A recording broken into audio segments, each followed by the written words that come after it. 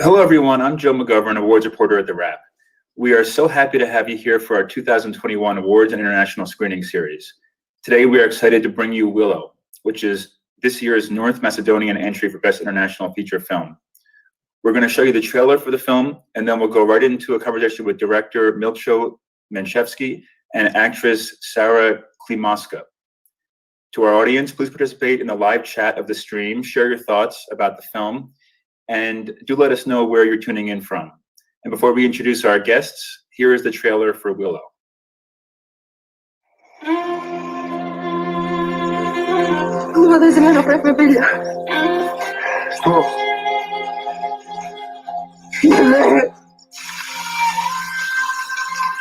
Умееш ли ти да сакаш?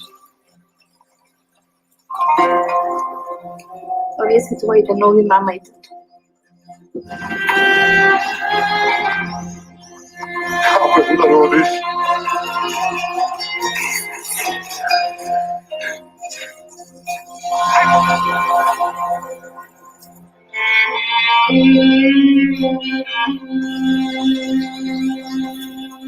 Душата ми се изсуши за детенце. Погрешавам kada ne го покажеш.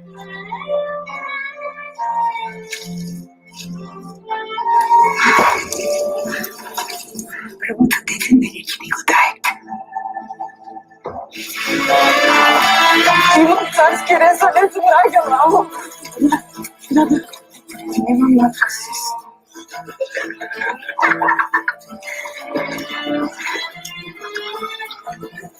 Всичко се влади.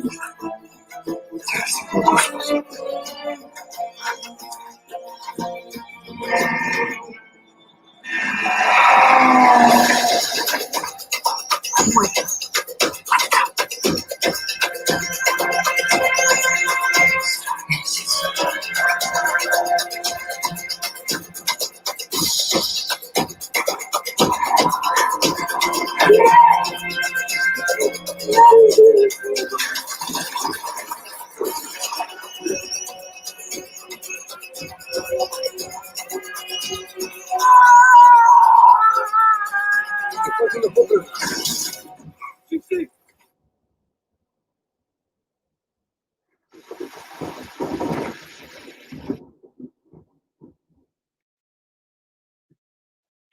Welcome back. It is my pleasure to introduce director Milcho Manchevski and actress Sara Klimoska. Hello, guys. Hello there. Hello. Hi. Thank you for having us. Thank you for being here. Tell us where you're both coming from right now. I'm in New York. And I'm in Skopje in Macedonia. Oh, wonderful. Well, it's nice that your film actually did premiere at festivals about a little more than a year ago, back when there were real life in-person film festivals. So you got to have that experience, but we're very happy to have you here now virtually to talk about this remarkable film. Milcho, I was looking back through your credits. You did 10 years ago make a film called Mothers, Right. which could have been the title of this film in a way, but and we'll talk about the title later. But where did this idea first come from? This story about sort of trust and love and women as it relates to childbearing. I mean, motherhood or parenthood is an interesting place. It's a place where so many issues clash and overlap and work off of each other.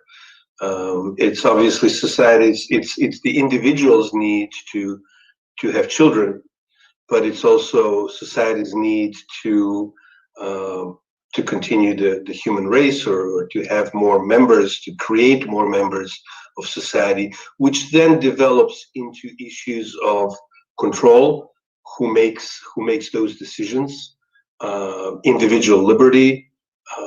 It's a fight for one's own ability to make decisions and to control their own body and their own destiny vis-a-vis what society needs or what family needs, but also loyalty and love.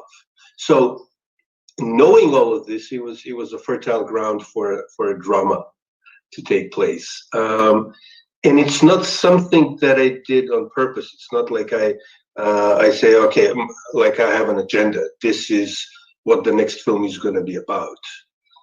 It always starts with just a general embryo of a plot and a feeling.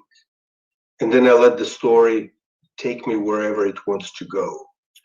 But looking back, I realized that there's mothers. There was a pregnant protagonist in Before the Rain, another one in Dust. And so somehow all these mothers and babies find me. You also favor a format in your career. You've done it before of a sort of a triptych, telling 3 stories that are in conversation with each other. And in this case, the film begins with the story that Sara is the star of in medieval times. I don't know how long, maybe a couple hundred years ago.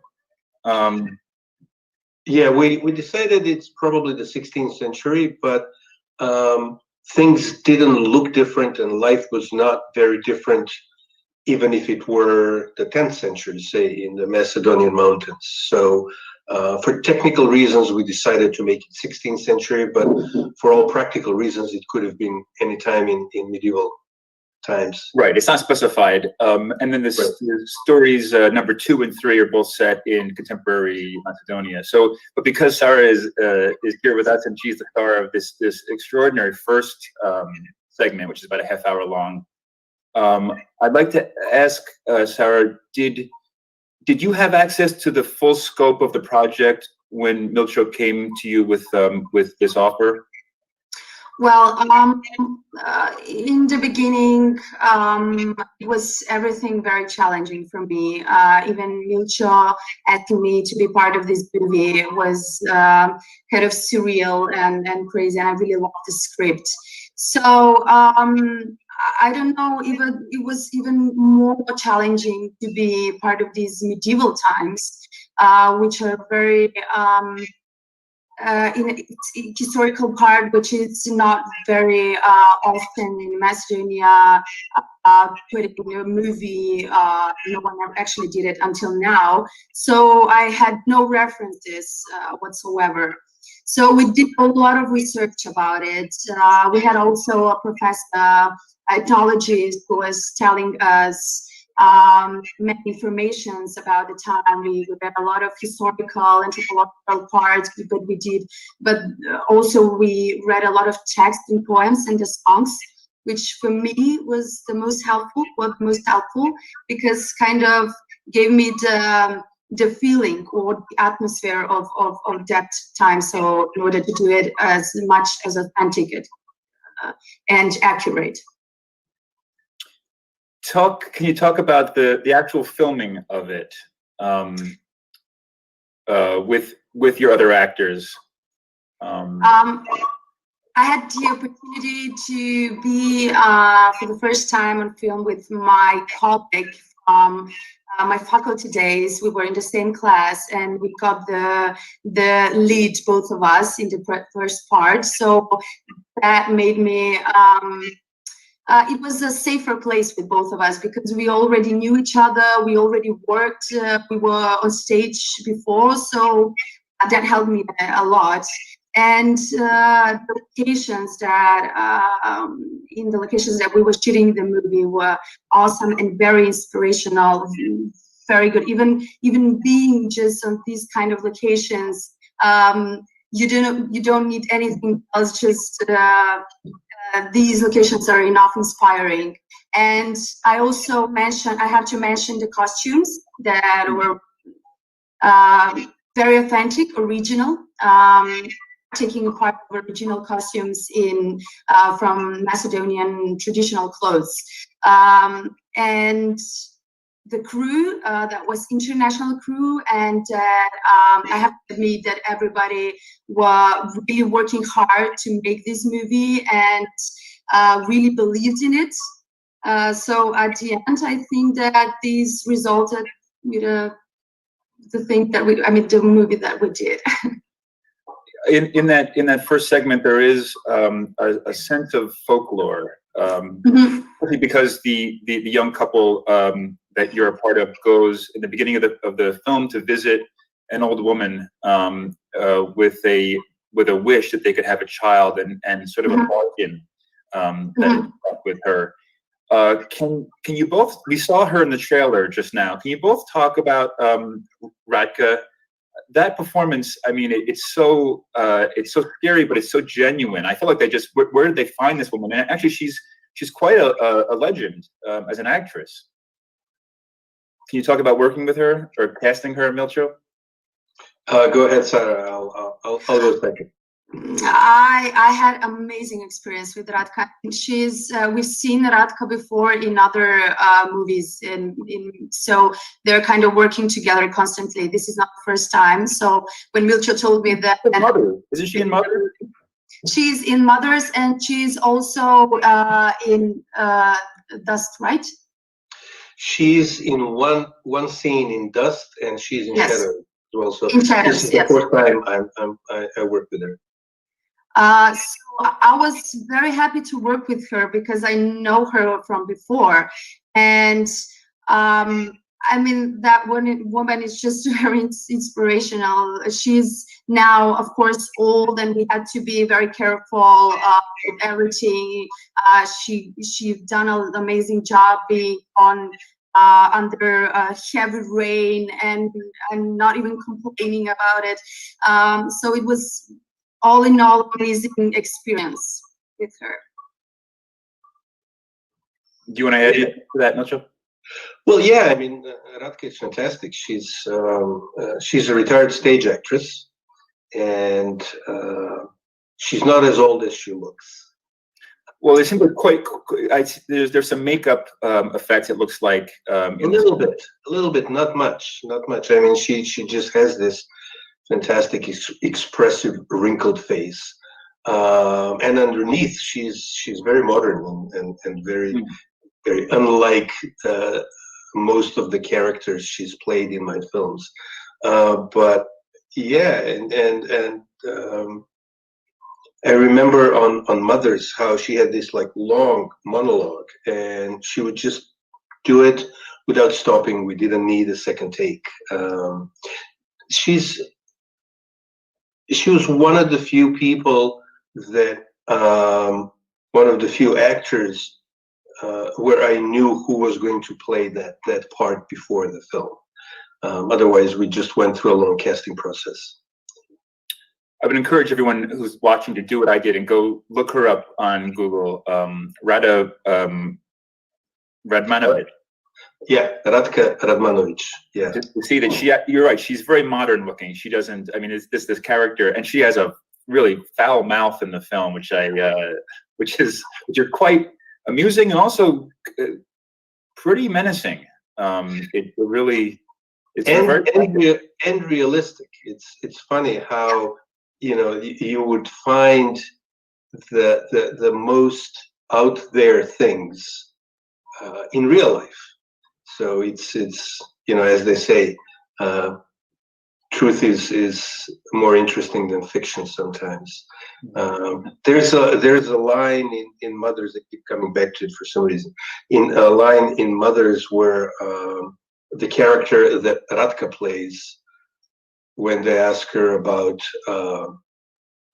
girls and virginity when she was young, and what was the custom and what was the expectation in society, in the community, she goes, "Oh, child, there's no end to dick." And this is a line that was actually recorded in the field, that an actual grandmother gave to the anthropologists when they were recording. So a lot of what you see in Willow also comes from our research, from folklore, from the way somebody in her position would speak, which is unexpected, and that's our prejudice. Right, exactly. That we're the ones who invented vulgarity or colorful language. Yeah. So sticking to the first segment, Milcho and Sarah, tell us about working with your cinematographer, with Thomas Dobos. Tamás Dobos. Yeah, he's a young Hungarian DP. He's done a lot of photography as well as film work. And I saw some of his Hungarian films. There was a tiny Hungarian film. I forgot even the name. That was beautiful. It's like it's very subtle, and it's both very classical in the way it looks, in its beauty, and contemporary, which is something that I'm drawn to. So then it was all very, very fast, because we needed to do a couple days, 3 days, a 3-day shoot in the summer to catch the harvest. Right. Before then breaking and shooting the rest of the film several months later. So we had to make a quick decision. Tamás came to Macedonia. We bought a field and kept the wheat there for a little bit longer than was expected. It would have been harvested, right. and we shot, and it was beautiful. I mean, he's a real master with light, obviously, and it's the way it is when you work with somebody for the first time, and then there's an issue of language and all of that. It like puts you on your tiptoes, and at the same time that gives you more creative energy. So it was good. It was great. Yeah.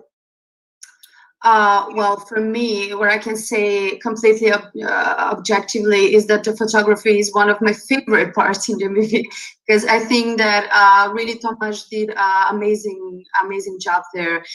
He was very adaptable on situations that he had to do, because in the same time we were filming in quite problematic destinations and locations that were mountains and rivers and stuff. So he was trying to find a solution for everything and to make a perfect shot. It's these stories are connected by theme, but there's also a lot of subtle connections as well. The way that your eyes are shot, and then also in the other scenes with the other women, the other stories.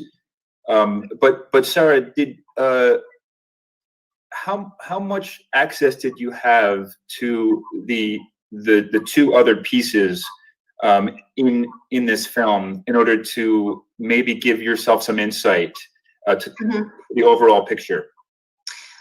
Yeah, of course. Well, when we were working on the movie, of course, we were making rehearsals for the first part, but I tend to watch the movie as a whole. So I'm trying to create a role that will be connected with the others. So I try to, in a way, to watch the whole movie as an art piece and to try to fit in that story. We shot the first part first. So afterwards, I went for several days. I visited them and I watched what they were doing, of course, because I was interested. But what we've done first. So I wasn't aware how Milcho was going to pursue with everything. But anyway, at the end, I think that there is a language that goes through whole story and connects the three parts of the movie. Milcho, can you speak sort of generally, and also just about this film, of course, too, but about your philosophy in terms of this type of storytelling, breaking, doing one story in 3 smaller stories, and why that you seem to keep being drawn to that as a filmmaker and as an artist? It just happens. I mean, it's not something that I set out to do, but I'm very happy that it happens and that the films end up that way. I'm really interested in. I mean, I guess it goes way back to my film school days in Illinois, and avant-garde cinema and structuralism and even conceptualism, and like sort of picking apart the work you're doing. And in visual arts, in painting, with cubism, and same thing with literature. So in a way, you can tell a story. Not in a way, but I mean, you can tell a story in many different ways. We are used to this linear, old-fashioned way of beginning, middle, and end. Main characters, supporting characters. You end on a certain note. Usually, it's a happy ending. The story is usually sort of rounded, and this is a way, I guess, of exploring other ways of telling a story, finding other qualities and other nuances in what happens when the story is connected inside the viewer's head. But also, I guess it's a little bit of a rebellion against the diktat of the beginning, middle, and end of the 3-act or 5-act structure, the way Hollywood, and not only Hollywood, treats the story, where it has to be clear, it has to resolve with a clear feeling. Actually, I think that the dictatorship is more about the kind of feeling the viewer walks out of the theater with, rather than whether the story is completed or not. So it gives you an opportunity to tell the story in different ways, which then hopefully, ideally, creates a new quality, a richer quality. It's as if you're telling a thriller. Every film is a thriller because you're always giving little pieces of information to come together.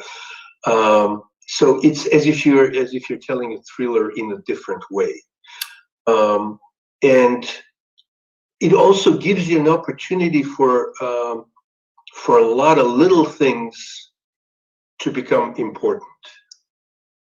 So how the theme runs through different environments, through different centuries, we experience that slightly differently than if it were just one homogenized story. So there's a lot of echoes and rhymes and contrasts between the 3 stories. That was the case in Before the Rain, and it's the case here, albeit a little differently.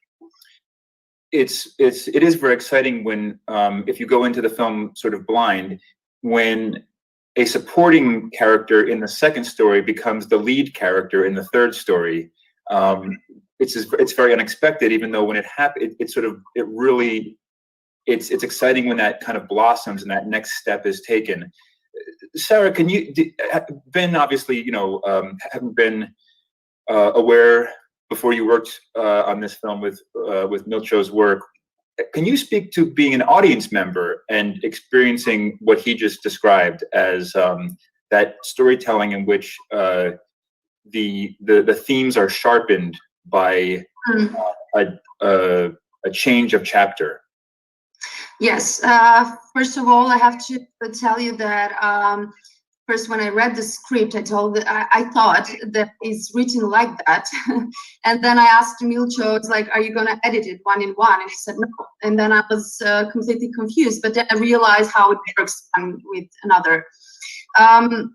I can tell you that in a way of format, this kind of film works for me, but what the audience is experiencing, I think, is mostly connected with the story, because it's beautifully told. Because what I experienced when we had premiered for the first time on Rome Film Festival, I saw the audience just clapping and not being able to take a breath. Yeah, we had a 5-minute standing ovation after the Rome premiere, which was nice. Wonderful. It was very nice, but I think that was due to they were watching a film where the characters were fighting a destiny. I mean, in a way, when you watch the film, I think cannot blame anybody. That's the most beautiful thing about the film. And when it finishes, the audience is still completely confused with mixed emotions, because it's sometimes we cannot, we're facing life, and that's how the life is, and we don't have a particular person to fight with, but it's just how the life goes on and how the destiny it is. We're, unfortunately missing out nowadays on the experience of getting audience feedback right after a screening in person. But you did have that experience with Willow in Rome, in Berlin. What was it like? Because I'm curious, what women had to say, what men had to say to both of you in terms of their feelings about the film. It evokes a lot of strong reaction, I would think, because of the themes. Yeah, I mean, the reactions are strong. I have to say it's the film where I got most enthusiastic responses in terms of the emotions that were stirred with the audience. And this is sort of across the board, because it played I traveled with the film to Taipei and to Tallinn and to Valencia. And it's interesting how, people are people. People are the same everywhere in the world, and their emotional reactions were very similar and quite heartening. I have to say, it's a lot of people. Then they would write and talk about their personal experiences, how they were reflected in what happened in the film, which I never thought of. I have to say, Mm-hmm. Yes, and the first impression, I think, that is silence, completely silence, which is very powerful. And then women coming and telling their stories. When I was researching for the character in like the motherhood part, I didn't, from an ethical reasons, I didn't spoke with a lot of women because I think that it's very hard subject, and I didn't feel comfortable, let's say. But after the movie, there were lots of women coming to me, telling me about their experiences, and I realized that this is kind of a subject that we've been in a way ignorant to, because the women really need compassion and solidarity, and to be at least in a way comforted. Well, I think it's obviously a major, maybe the major theme of the film is the strength of women. However, it's not as simplistic as that. I mean, it's more challenging and more honest. And even, there is, as you mentioned, your old classmate, there's quite a few very rich male characters as well. Milcho, have you had feedback from men as well about the film? I can say that I found those complexities to be very, very invigorating as a man watching it. Yeah, yes, I did, and it's funny when it comes to parenthood and the issues of not being able to have children or fighting, trying to have children for years and years. It's a difficult one to talk about, and for men, at least in Macedonia, it's even trickier. Because there's that whole veneer of machismo that you have to, right, or some people feel they need to preserve. So it's a sort of a double bind. But yes, people did come and talk about it, and I've been asked whether it's a feminist film, and how come it's I've made a film where all the central characters are women. And then I realized it's not the first time. I've done it on other films before, never by design. Again, I mean, people are people. It just happened so that in this film, the leading people happen to be female people, and I believe that by making that division,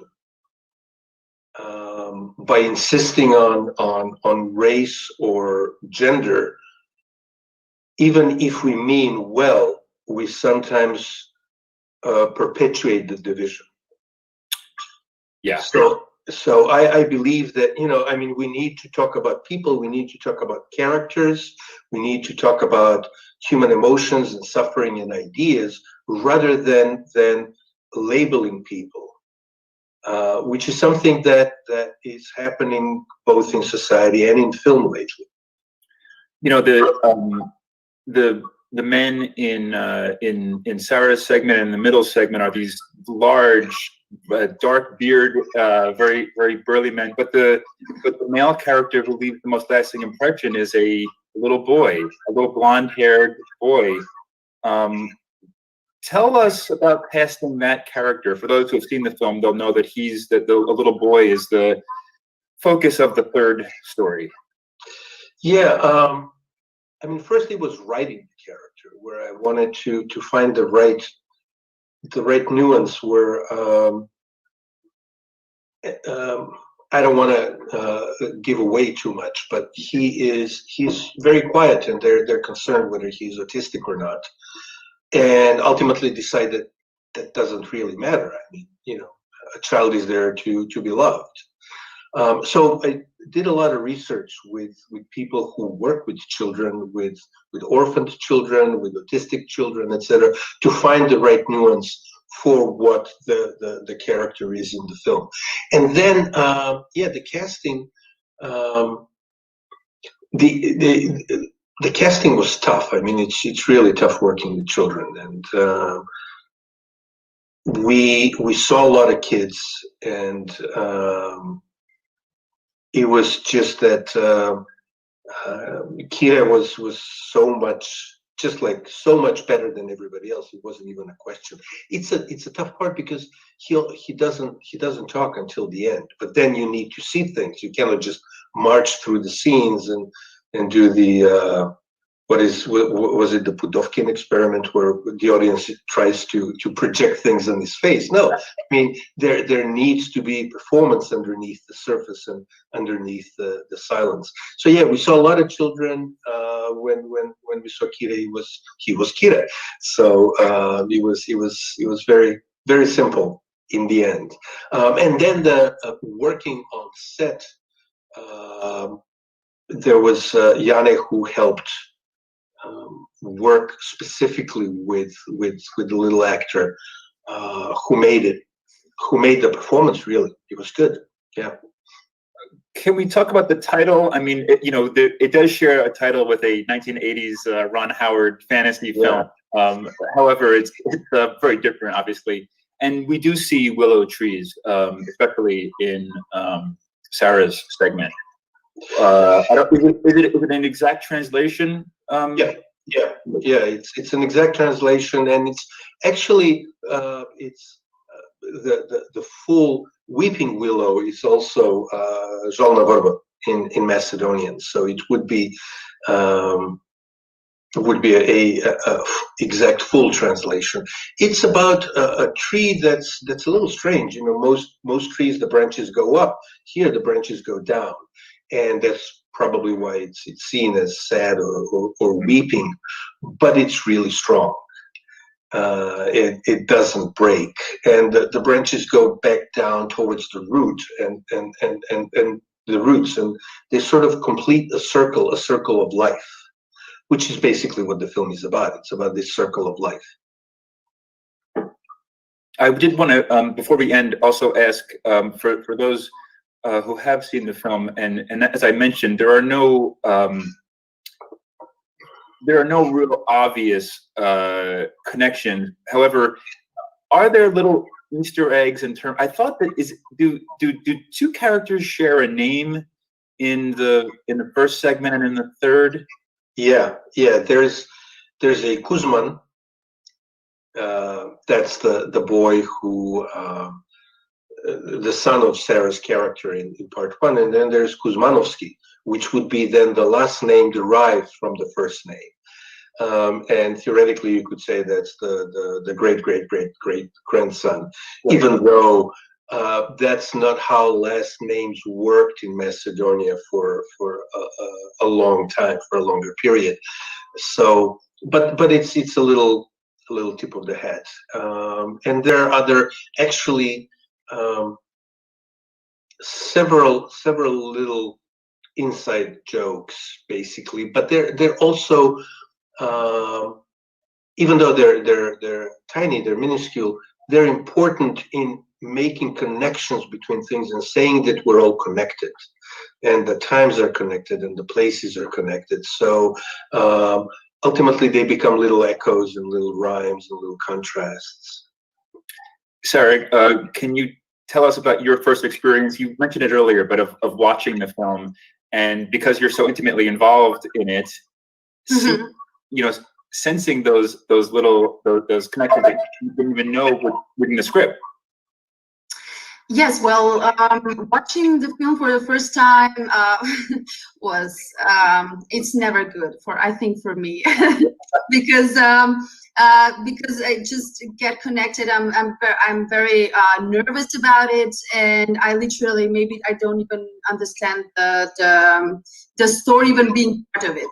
But after several times I'm watching it, and after all the impressions went down, I think that I mean, this movie is the most beautiful thing about the movie is that has how can I say that it has beautifully emotional story and unpretentiously told, and it's a movie that all people can identify with. So that's what I love about the movie. Wonderful. I think we should end there with that wonderful sentiment, and I'm excited for people to experience this film, and even though we've been talking about it, I hope people can go in as much as possible knowing less, so that the turns in the narrative come unexpectedly. Right. Ultimately, it's really about the emotion. It's how you feel. You know, I mean, when we see a film and we talk to friends, we say, you know, I like this film. We don't say I understood this film. Of course, it shouldn't be confusing, but that's not the most important thing. And I think that you know, art is about emotions, and I hope we've achieved that in this film. Milcho, before we go, I was wondering if you could just share a quick anecdote that I heard you tell somewhere else about going through customs and having your passport looked at, and the officer asked you, "What do you do for a living?" You said, "Oh, I'm a filmmaker." He said, "Can you tell me some of the films that you made?" And you know, not knowing that he would realize, and what happened there. Well, it was at the it was in Toronto, but it was the American passport control. So because you get your passports checked, so I guess JFK wouldn't be as crowded as it is. So anyway, he was an American official in Toronto. Why were you in Toronto? I said I went to a festival. He says, "What do you do?" I'm a film director. "Oh, what have you made?" I'm like, "No, you wouldn't have heard of it. You wouldn't know it." And he says, "Try me." So I said, "Before the Rain." And he goes, "Oh, Macedonia calling," which was a line from the film. So he had seen the film. He had remembered the line. I was flabbergasted. It was beautiful. I mean, that's like part of the beauty of making art. And there was an act two to that story. Then I give him my passport. He swipes it through. He looks at the screen. And he says, "Oh, you've directed The Wire. I like that show." So I guess that information came up when he swiped my passport. So. And Sara, I'm sure you'll be having lots of those experiences yourself once we're all able to travel again very soon. We hope. Yes, I hope too. Thank you both for being here. Congratulations on this movie, Willow. Thank you. Thank you. Thank you. Thank you, everyone, for joining us today. It was great to have you all. Be sure to take advantage of our free trial to Wrap Pro and be the first to know about upcoming Wrap screenings and events. You can also check back on our screening page, screenings.thewrap.com. Thank you.